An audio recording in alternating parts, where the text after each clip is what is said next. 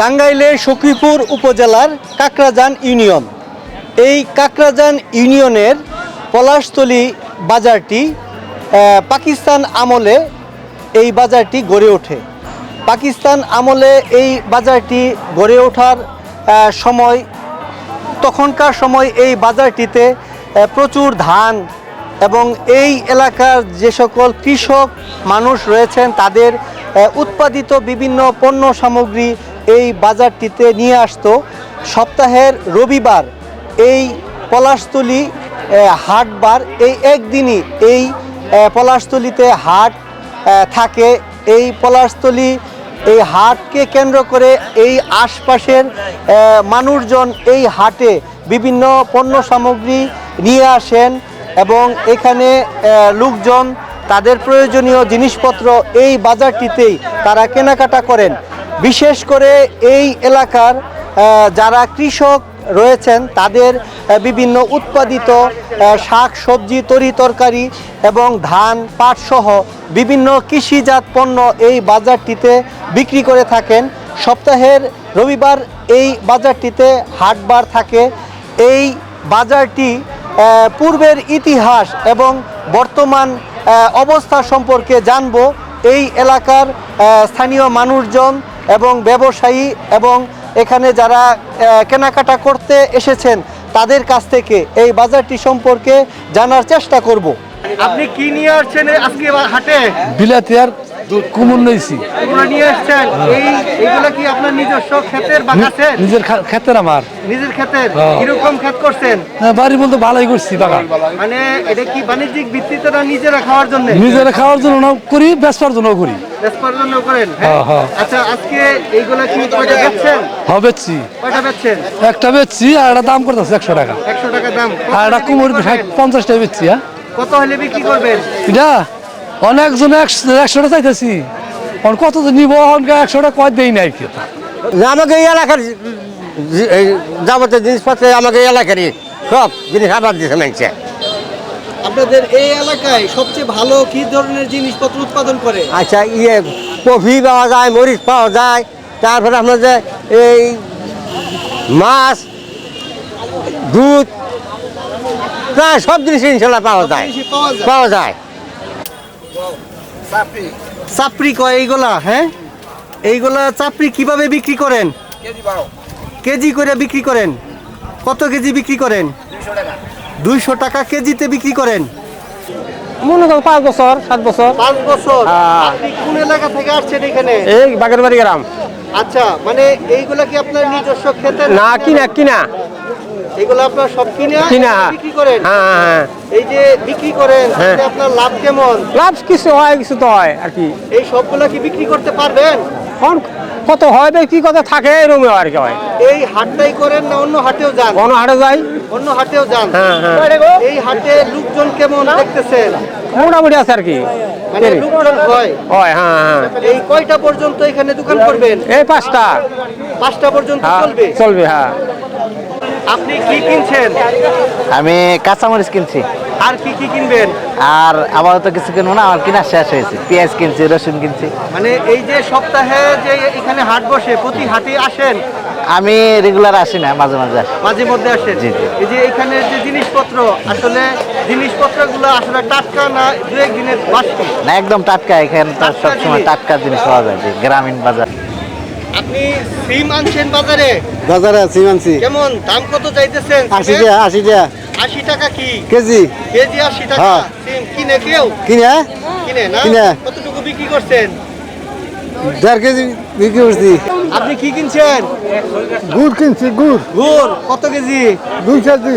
2 KG কত টাকা? 300 টাকা। 150 টাকা কেজি।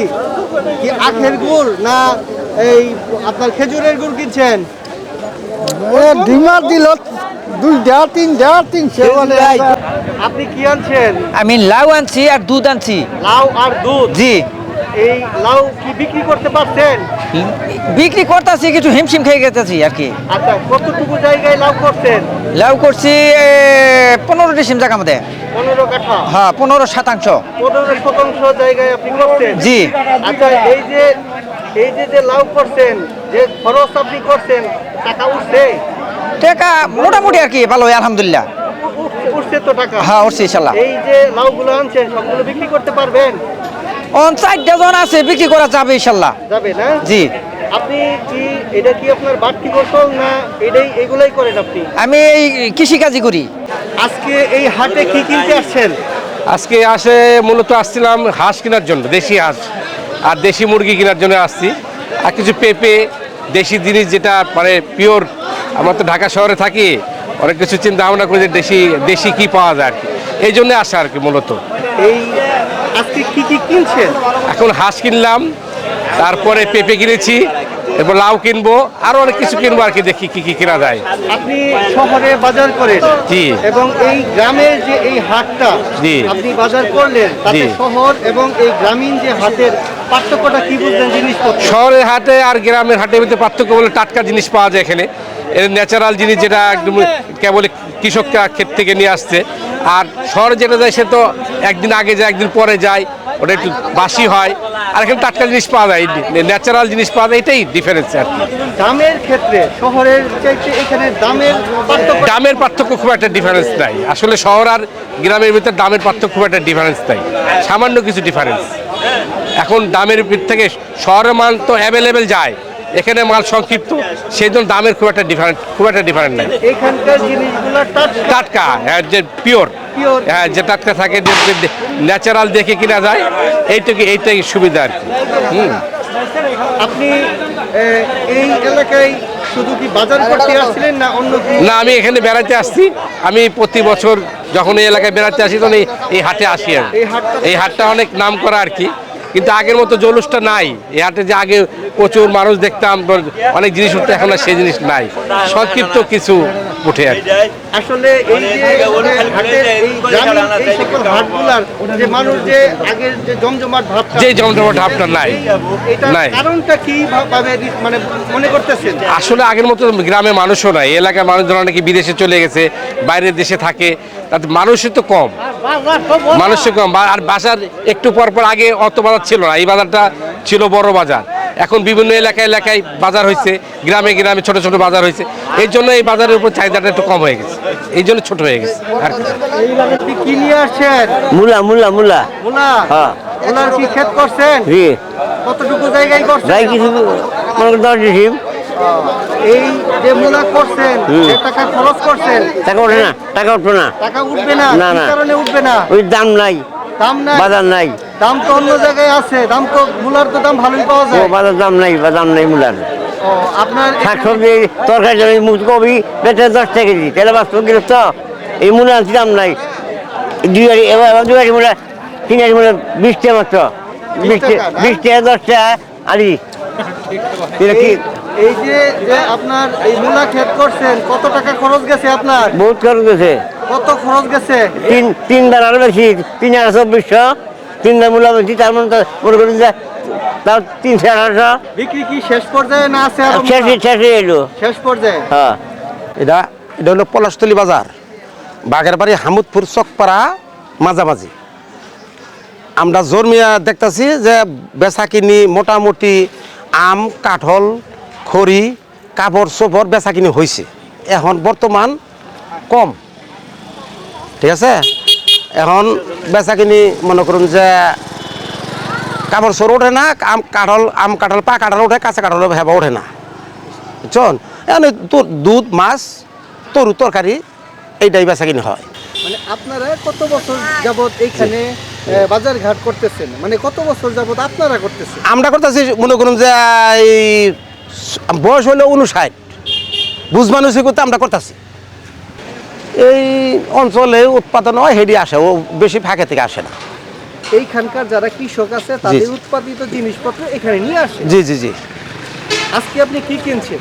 আজকে আইসি দুধ আর তরকারি কিনবো, কাঁচামরিচ, কিনবেন এইখানে? জি জি জি, মাছ। এইখানে প্রতি হাটেই কিনেন? প্রতি সপ্তাহে আমার বাড়ি বগলা হাট, আমরা আসি। আচ্ছা, এই বাজারটার যে সকল জিনিসপত্র, এখানকার দাম কেমন? জিনিসপত্রের দাম মানে শহরের বাজারের তুলনায় এই বাজারের জিনিসপত্রের দাম কেমন? স্বাভাবিক আর কি। এই বাজারটা আপনার, এটার বাজারের নাম হলো পলাশতলী বাজার। এটা পলাশতলী বাজার, এটা সবপাড়া বাগের বাড়ি গ্রাম, বাগের বাড়ি এখানে এটার মাঝখানে বাজার। এটা কি কারণে গড়ে উঠছিল, এটা আমাদের একটা গোলমাল হয়েছিল, এটা কারণে গাঙ্গারিগর সাথে একটা গোলমাল হয়েছিল, ময়মারু গোলমাল করে এখানে এই বাজারটা বসাইছে। যতদূর সম্ভব 1956 সালে এই হাট বসে, তখন পাকিস্তান পিরিয়ড ছিল, ওদের 10-15 মাইল ফাঁকে থেকে লোক হিসাব বেচা কিনি করতো। এটা কাঁঠালের জন্য, আম কাঁঠালের জন্য বিখ্যাত ছিল হাটটা। তখন এই যে এই খালটা দেখা যায়, এই খালে সম্পূর্ণ নৌকায় বোঝাই থাকে, সব ধরনের জিনিসই বেচা কিনে হতো, সব রকম জিনিসই বেচা কিনে হতো। 10-15 মাইল ফাঁকে থেকে লোক এসে এখানে বাজার করতো। কাপড়ের থেকে আরম্ভ করে জুতা, কাপড়, মশলার যে আছে জিনিসগুলো আছে, যেগুলো আছে মশলার সব কিছুই, গুড়, ডাউল, সব ধরনের জিনিসই প্রয়োজন বোধে একটা সাংসারিক জীবনে যা কিছু লাগে সব এখানে পাওয়া যায়। শুধু রবিবার থাকে, রবিবারে এখানে হাট বসে। হাট বসে। এইখানে যারা বিক্রেতা আছেন এবং যারা ক্রেতা আছেন, বিক্রেতারা আসলে মূলত এই এলাকারই মানুষ না দূর দূরান্ত থেকে আসেন এখানে? বহু দূর দূরান্ত থেকে আসতো। বল্লাটা তো সবসময় থাকতোই এখানে, বল্লার লোক এখানে থাকতো। বল্লা, রতনগঞ্জ, কালিয়াহাতি, টাঙ্গাইল থেকে লোক এখানে আসে বেচা কিনে। কয়টি গ্রামের মানুষ এইখানে হাটের দিন এখানে কেনাকাটা করতে আসে? 20 থেকে 25 ধরেন কুমের পক্ষে, তার থেকেও বেশি হবে আগে থেকে। আমি বললাম না 14-15 মাইল, 20 মাইলের এরিয়ার মধ্যে এই হাটটাই ছিল প্রধান আম কাঁঠালের জন্য। ধান চাউল তো অনর্গল বিক্রিত, ধান চাউল, পাট, সব কিছুই বেচা কিনে, খালি গরুটা বেচা কিনে হয় না। এই আপনাদের এই এলাকায় সবচেয়ে বেশি ধানের উৎপাদন বেশি ধান বেচা কিনে, ধান বেচে। আর এখানে যে সকল শাকসবজি, তরি তরকারি আশপাশের গ্রামেরই মানুষ এখানে নিয়ে আসে, এখানে নিয়ে আসে, এখানে বিক্রি হয়। আর দূর দূরান্ত থেকেও আসে, আমরা টাঙ্গাইল থেকে লোক এসে এখানে বেচা কিনে করে। যে সময় শুরুর দিকে আপনারা এই বাজারটা যখন প্রথম শুরুর দিকে আপনারা যে দেখতেন, তখনকার এই বাজারটা কেমন ভাবে জমজমাট থাকতো, এখন অবস্থাটা কি? তখনকার যে কাঁঠালের হাট যখন বসতো, তখন শনিবার থেকে হাট লাগতো, সোমবারে হাট ভাঙতো। এই তখনকার অবস্থা করলামই তো, লোকে নৌকারান্য ছিল, লোক ধরাই তো নেই হাটে, এরকমও ছিল। এখন জায়গায় জায়গায় হাট বাজার হওয়ানে লোক সংখ্যা কম হয়। মানে গতকালকেও হাট গেছে 2টা, এই যে এই জায়গায় চৌরাস্তা বলে এখানে হাট গেছে একটা। তখন কেনাকাটা খুব কম, লোকজনও কম আসে। আশেপাশে হাট বসানে হাটের অবস্থা একটু কাহিল। মানে আগের তুলনায় এখানে যে আগে যেরকম জমজমাট থাকতো, ওই জমজমাটটা তেমন নাই না, কেনাকাটা তেমন না। মানুষ তেমন একটা আসে না, কারণ যে বিভিন্ন জায়গায় হাট বসার কারণে। আচ্ছা, এইখানে কি ধরনের অবকাঠামোগত উন্নয়ন হইলে যে এইখানে বাজারটা আরো ভালো, মানে আগের মতন পরিপূর্ণ হইতো বা জমজমাট হইতো বা হবে, এই কি ধরনের অবকাঠামোগত পরিবর্তন এখানে যদি সরকারের অনুদান হিসাবে কিছু ঘর হয়, বাজারের জন্য কিছু ঘর করে দেওয়া যায়, তবে আরও আমার মনে হয় যে একটু উন্নতর দিকে হবে। মানে বর্ষাকালে বৃষ্টি আসার সময় তো এখানে লোক কোনার দাঁড়াইতে পারে না।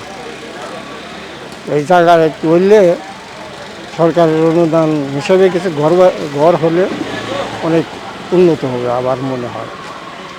মানে এখানে যে বাজারের যে ইয়াটা আছে, জায়গাটা পুরোটাই কাঁচা মাটি, কাঁচা মাটি, যেখানে বৃষ্টিতে কাদা হয়ে যায়, তখন মানুষ হাঁটতে পারে না, হেঁটে হেঁটে বাজার করতে পারে না, অসুবিধাই পড়ে। আবার বৃষ্টি নামলে কোথায় যাই দাঁড়াবো, ঘর তো নাই, কোথায় যাই দাঁড়াবো, এই তো মুসিবত বর্ষাকালে।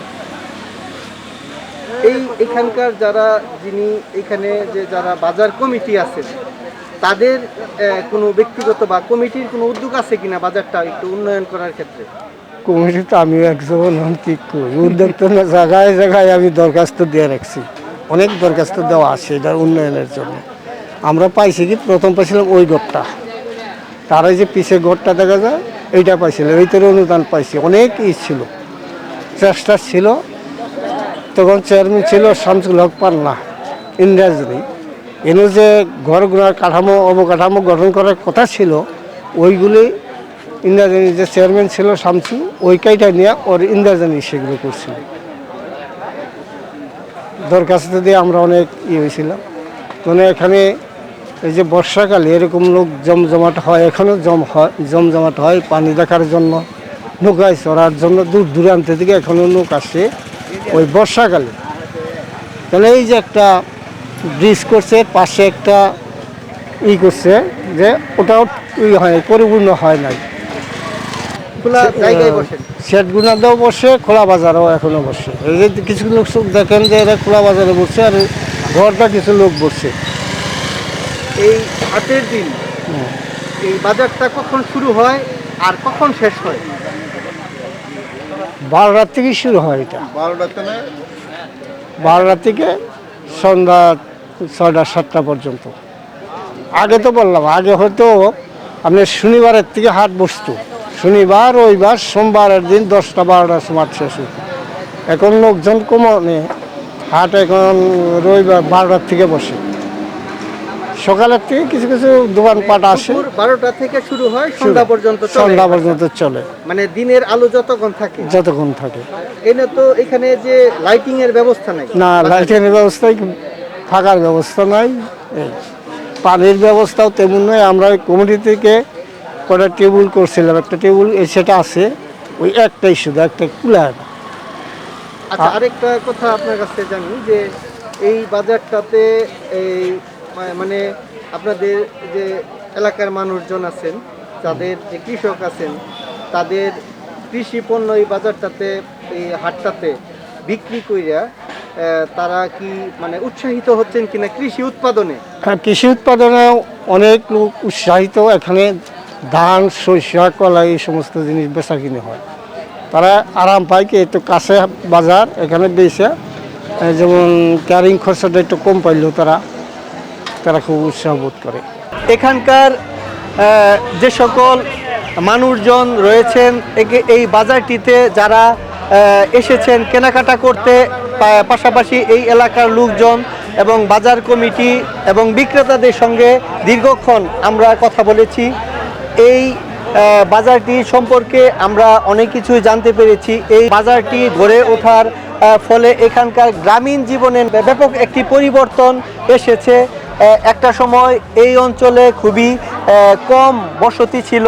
এই বাজারটিতে গড়ে ওঠায় আশেপাশে বেশ বসতিও গড়ে উঠেছে। দীর্ঘদিনের এই পাকিস্তান আমলে এই বাজারটি চলছে। এই বাজারটিতে স্থানীয় এলাকার কৃষক ছাড়াও বিভিন্ন দূর দূরান্ত থেকে ব্যবসায়ীরা এখানে তাদের বিভিন্ন জিনিসপত্র নিয়ে আসেন এবং সপ্তাহের রবিবার এই বাজারটিতে তারা বিক্রি করেন। স্থানীয় এলাকার মানুষ ছাড়াও প্রায় 15-20 গ্রামের মানুষ এই বাজারটিতে তারা কেনাকাটা করে থাকেন। এই সীমান্তবর্তী জায়গায় এই পলাশতলী হাটটি বসে পাকিস্তান আমল থেকেই। এখানকার যারা বাজার কমিটি রয়েছেন তারা যে বিষয়টি জানিয়েছেন যে এখানে অবকাঠামোগত কিছু উন্নয়ন হলে এই বাজারটি ভবিষ্যতে আরও জমজমাট হতো। একটা সময় এই বাজারে প্রচুর মানুষ এখানে কেনাকাটা করতে আসতেন। পরবর্তীতে এই বিভিন্ন মোড়ে মোড়ে এবং বিভিন্ন স্থানে ছোটোখাটো হাট বাজার গড়ে ওঠায় এই একটি পুরনো বাজারের যে জৌলস, সেই জৌলস হারাতে বসেছে। পাশাপাশি বাজারের যে জায়গাটুকু রয়েছে, যারা খোলা বাজারে, বিশেষ করে যারা খোলা বাজারে দোকান পাট নিয়ে বসেছেন, এই বর্ষার দিনে এখানে একটু বৃষ্টি হলেই কাদা এবং পানি জমে থাকে। এই জায়গাতে মানুষজন যারা ক্রেতা রয়েছেন তারা হাঁটতে পারেন না। এই জায়গা যদি এখানে পাকা করা যেত কিংবা সোলিং করা যেত, তাহলে এই জায়গাটিতে বিভিন্ন ক্রেতা হেঁটে হেঁটে তারা কেনাকাটা করতে পারতেন। এই বাজারটি সপ্তাহের রবিবার দুপুর থেকে সন্ধ্যা পর্যন্ত এখানে কেনাকাটা বেচাকিনি চলে। সন্ধ্যার পরে এই বাজারটি শেষ হয়ে যায়। কিন্তু এখানে বিদ্যুতের ব্যবস্থা না থাকায় এখানে এবং থাকা খাওয়ার যে একটা সুব্যবস্থা এখানে না থাকায় সেভাবে এখানে ব্যবসায়ীরা থাকছেন না, ফলে সপ্তাহের একদিন এখানে হাট করে তারাও চলে যাচ্ছেন। এই গ্রামীণ এই হাটের ফলে স্থানীয় এলাকার যারা কৃষক রয়েছেন তারাও এই হাটে তাদের জিনিসপত্র নিয়ে এসে সহজেই বিক্রি করতে পারছেন এবং এখানে তারা যেভাবে বিক্রি করছেন সহজেই বিক্রি করতে পারায় তাদের উৎপাদনও আগের চেয়েও বৃদ্ধি পেয়েছে, তারাও উৎপাদনে আরও ঝুঁকছেন, পাশাপাশি তাদের সংসারে সচ্ছলতা এসেছে। এখানকার গ্রামীণ জীবনে গ্রামীণ অর্থনীতি আরও চাঙ্গা হচ্ছে। এখানকার এই এলাকাটি একটি বাণিজ্যিক কেন্দ্র হিসেবে পরিচিতি লাভ করেছে। এই বাজারটি ভবিষ্যতে আরও কিভাবে বর্ধিত করা যায়, কিভাবে বাজার উন্নয়ন করা যায়, সুন্দর করা যায়, সেই লক্ষ্যে ওনারা কাজ করবেন বলে আমাকে জানিয়েছেন।